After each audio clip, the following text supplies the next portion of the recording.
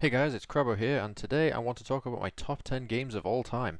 Now, my list is probably going to be different from many of the other top game lists out there, and I would love to look back on this list in a few years' time to see if anything has changed in it. Now, before we get started, let's make this list a little more interesting by adding a quick rule to the list. Only one game from a series is allowed to appear in my list. So, let's get the ball rolling. Number 10, Sleeping Dogs. Sleeping Dogs was developed by United Front Games and released in 2012. Originally it was to be True Crime Hong Kong, but was cancelled by Activision due to missed targets and budget issues. Square Enix later came along and bought the rights to the game and renamed it to Sleeping Dogs. It is regarded as a spiritual successor to the True Crime series. In the story you play as Wei Shen, an undercover cop who is tasked with moving back to Hong Kong and infiltrating a gang named the Sun On Yi. This open-world sandbox game has an emphasis on hand-to-hand combat, which is refreshing in a game of the GTA clone category, but also has a solid gunplay element along with decent driving controls. The story deals with Wei Shen's difficulty not becoming attached to the gang that he's infiltrating and coming to terms with his actions as he becomes further embedded. This game will take you through a range of emotions, including loss, as you play through. This game quickly takes you into Hong Kong for a memorable gaming experience. It's a shame that United Front Games closed after trying to make an MMO version of the game, so there will never be a true follow-up to it. For that, this game will go down in history as a memorable game that could have sparked a truly enjoyable game series. If you haven't played this one yet, you need to grab yourself a pork bun and get playing. Number 9, Forza Motorsport 3. I grew up playing Gran Turismo on the PlayStation, so when I got an Xbox 360 I wanted a game like it. At the time when I got my Xbox, Forza Motorsport 2 hadn't been long out, so I had to pick it up. I was instantly hooked. The visuals were amazing and the handling of the cars was exactly what I was looking for. So along came Forza Motorsport 3 in October of 2009. I went to the midnight opening of GameStation to buy the collector's edition. I think I was the only one there actually buying Forza, as most people at the time seemed interested more in Borderlands, which was releasing at the same time. I took the game home and installed the extra content disc. About an hour later, I was driving around in my brand new game. The visuals were even better, the cars, the tracks, all amazing. The season mode drew me in and I played non-stop every race. I put so many hours into the game, not just racing but also creating liveries for my cars to show them off online. I also made some abominations. We can't all be perfect. While the games that came after this did improve on the formula, this game holds a special place in my heart given how obsessed I was when it came out. For that, it deserves a place on this list.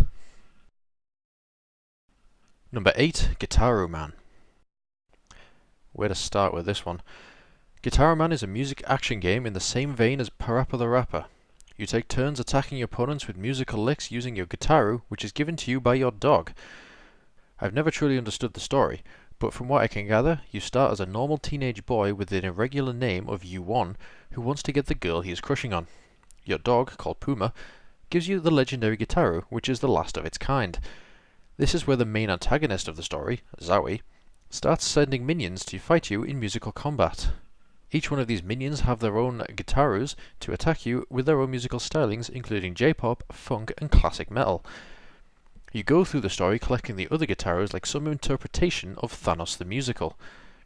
My descriptions of this game will not do it any justice. It's a fun game with catchy music that keeps making me want to get back on my PS2 and play it. Number 7, Dynasty Warriors 7.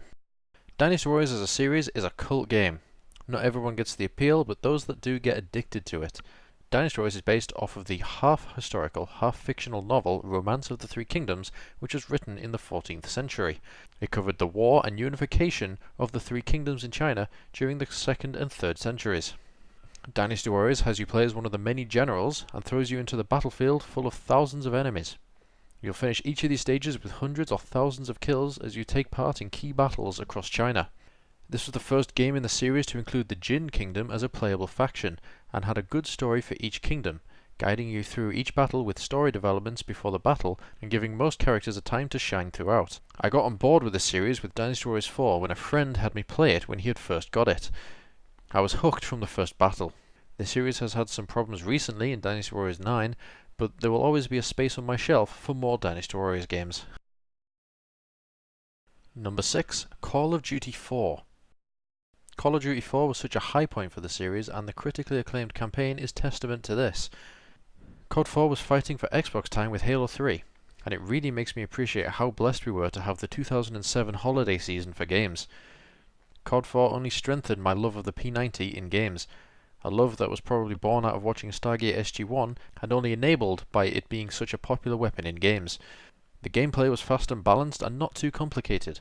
Some people like the more in-depth killstreak rewards in the later titles, but I prefer the simple rewards that were the same for everyone.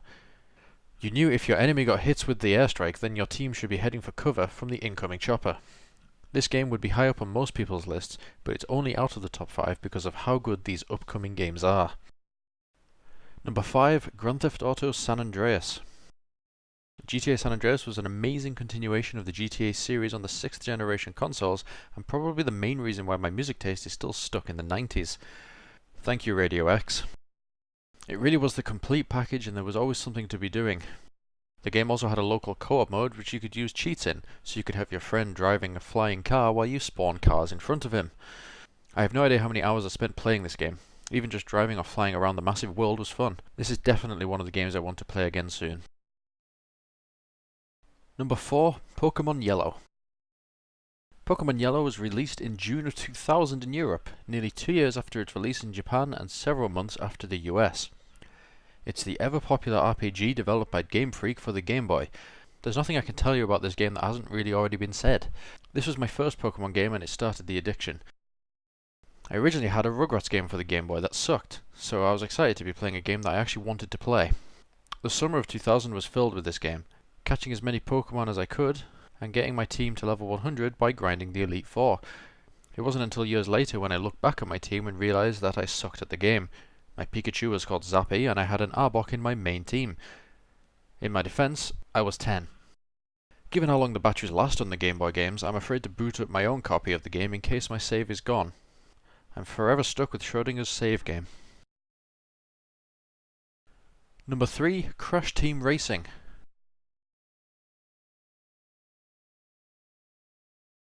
I had a hard time picking between this and the other Crash games, but my decision is based on how much I spent playing it.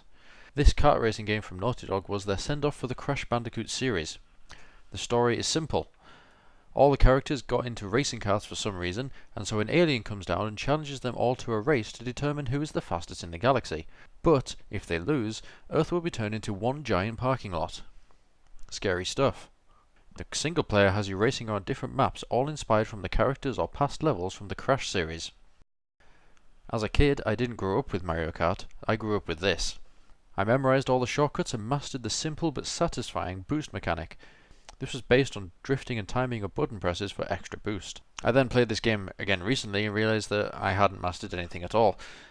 But this, like Mario Kart, is extremely easy to pick up and start playing, and it makes me really excited to play the remastered version in June.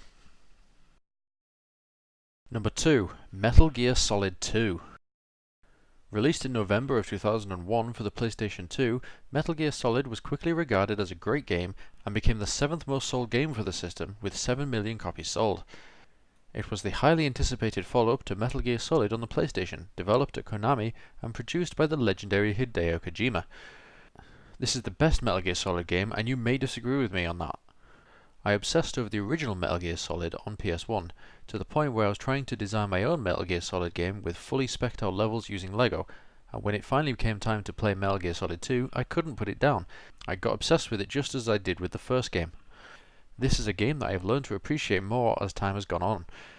The messages that the story gives are even more relative today, which is amazing given that it deals with the impacts of misinformation and information control in a game that came out in 2001. There was only one game for me that could top Metal Gear Solid 2, but it is a close match. Number 1, Halo 3. For me, Halo 3 is more than just a game. It was a social experience through which I gained many new friends from playing it. I never owned an original Xbox during the Halo 1 and 2 days, and only got round to playing them at my friend's house when they would do a LAN party. But this didn't stop me buying into all the hype that was rising during 2007. I bought Crackdown, which is a story for its own video, and got myself into the Halo 3 beta. I couldn't stop playing it, the game was great. I'd played online occasionally before this on PC, but this and COD 3 were my first Xbox Online experiences. Fast forward to September and I'd be picking up my pre-ordered Legendary Edition from Game, helmet number 470042, if you're interested in that kind of thing. I was then straight into the campaign. It was fun, but I had to stop about 4 missions in to get some multiplayer time in. It's for this mode which puts Halo 3 on the top of my list. I played online for a while in random games until I was introduced to a gaming clan that went by the name of the Pretoria Guard. They were a group of Halo fans that had some success making funny Halo-related videos and, more importantly, played games together and had a great time. I made many friends during my time there, some of which I have met in person, which is a crazy experience in itself, meeting someone for the first time that you've known for years. I'd gladly pick up Halo again with those guys. They were the ones that showed me how powerful online gaming can be and how much fun you can have by just adding a few extra people to your games. Thanks for watching my top 10 and sticking by me while I still learn how to present my videos. Until next time.